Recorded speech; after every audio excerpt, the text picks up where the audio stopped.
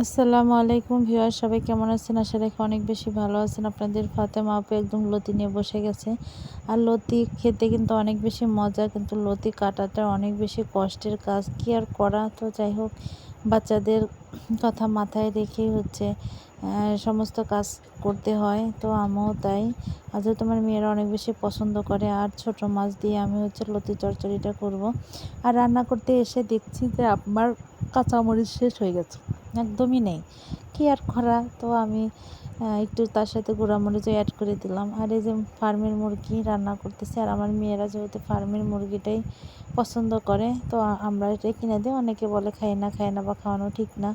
তা আমরা তো বড় বড় রেস্টুরেন্টে যাবেন, দেখবেন যে রোজ যেটাই করেন না কেন ফার্মের মুরগি ভাজি করে খাচ্ছে, সব কিছু করে খাচ্ছে। তো আসলে খাওয়ানো ঠিক না, কিন্তু দেখা যাচ্ছে বাচ্চারা পছন্দ করে। বাট হচ্ছে এটাই বাংলাদেশে বেশিরভাগ মানুষই হয়তো প্রচলিত হয়ে গেছে এই মাংসটা। তো খাই আল্লাহ ভরসা করে, তারপর দেখা যাক আসলে ভাগ্যকর্মে কী আছে। আর এই দেখেন মাছের তরকারি মাশাআল্লাহ এত সুন্দর হয়েছে। আর প্রত্যেকটা পুঁটি মাছ ছোটো হলেও ওই পুঁটি মাছের পেটে ডিম আছে। আর খেতেও অনেক মজাদার মানে হয়েছিল। আমি তো খাইছি, খাওয়ার পরেই হচ্ছে ভয়েসটা দিচ্ছি আর কি। তো যাই হোক, আমার রান্না বান্না বা আমার ডেইলি লাইফস্টাইল আপনাদের কেমন লাগে? প্রতিদিন আপনাদের কাছে সুন্দর সুন্দর ভিডিও শেয়ার করি। অবশ্যই ভালো লাগলে একটু লাইক কমেন্ট শেয়ার দিয়ে পাশে থাকবেন। আপনাদের সাপোর্ট, আপনাদের সহযোগিতা অনেক বেশি ভালো লাগে। এই আপুটা অনেক দিন ধরেই হচ্ছে অনেক বেশি কষ্ট করে যাচ্ছে। জানি না আসলে কি হবে। আমি বরাবর প্রত্যেকটা ভিডিও একই কথা বলি, আমার ভালো লাগা থেকে আমি কাজটা করি। আর আমার করতেও ভালো লাগে, আমার সময়ও কাটে। যাই হোক, বাচ্চা কাচ্চা পড়াশোনার পাশাপাশি টুকটাক দৈনন্দিন যে রান্না বান্না যেটাই করি না কেন আপনাদের সাথে সেগুলোই শেয়ার করি। আর আমার রান্না বান্না তো দেখছেন সিম্পল। তো এখানে মুরগির মাংস কষানোর জন্য মশলাটা কষিয়ে নিচ্ছি। আর মশলা কষিয়ে যখন তেল ছেড়ে দিবে, তখন আমি এর মধ্যে মাংসটা দিয়ে দেবো আর কি। তো আমাদের আসলে রান্নাবান্না কেমন হয়, ভালো লাগে কি না, একটু কমেন্ট বক্সে জানাবেন। ভাই আপুরা, আপনারা যে যেখান থেকে দেখেন প্লিজ একটু সাপোর্ট করেন। আপনাদের ভালোবাসা পেলেই হয়তো আমি জীবনে এগিয়ে যেতে পারবো। তো যাই হোক, এখানে যে তেলগুলো সুন্দর উঠে আসছে, আর আমি মাংসটাও দিয়ে নিচ্ছি। আর মাংস কষা কিন্তু অনেক বেশি ভালো লাগতেছে।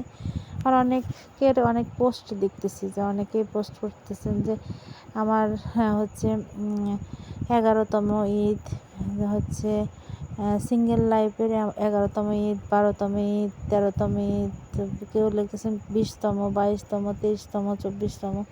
তো যাই হোক, আসলে বাবার বাড়িতে আছেন, অনেক ভালোভাবে ঈদ উদযাপন করতে পারতেছেন। আল্লাহ না করুক, বিয়ে হলে বুঝতে পারবেন ঈদ কী জিনিস। তবে সবার জীবনে হয় না, সব মানুষের জীবনে হয় না। তো আমার মনে হয় যে বিয়ের আগের জীবনটাই মানুষের অনেক সুন্দর, রিল্যাক্সে ঈদ কাটানো যায়। আর ঈদের প্যারাও আমরা কখনো উপলব্ধি করতে পারিনি বিয়ের আগে, কিন্তু বিয়ের পরে বুঝতে পারবেন। সারাক্ষণ রান্নাঘরে আর সবার হচ্ছে আবদার পূরণ করতে, বাচ্চা কাচ্চা, স্বামী সংসার, শ্বশুর শাশুড়ি, আত্মীয় স্বজন অনেক বেশি, তখন আপনার মনের মধ্যে থেকে ঈদ আনন্দটাই উঠে যাবে। যাই হোক, এখন হয়তো সিঙ্গেল ঈদ করতেছেন দেখে পোস্ট করতেছেন যে হচ্ছে 21তম ঈদ, 22তম ঈদ। তখন বুঝতে পারবেন, যখন শ্বশুর বাড়িতে যাবেন তখন বুঝতে পারবেন এই সিঙ্গেল লাইফের ঈদ উদযাপন করার আনন্দটা কত শৌখিন ছিল। যখন দায়িত্বের ভারে নুয়ে পড়বেন তখন মনে হবে যে আগেই ভালো ছিলাম। তো যাই হোক, আপনাদের উদ্দেশ্যে অনেক কথাই বললাম। ভালো থাকবেন সবাই, সুন্দর থাকবেন, সুন্দর করে ঈদ উদযাপন করবেন। এই আমাদের ভিডিওতে লাইক কমেন্ট ফলো দিয়ে পাশে থাকবেন। পরবর্তী ভিডিও আপনার কাছে নোটিফিকেশান চলে যাবে ইনশাআল্লাহ।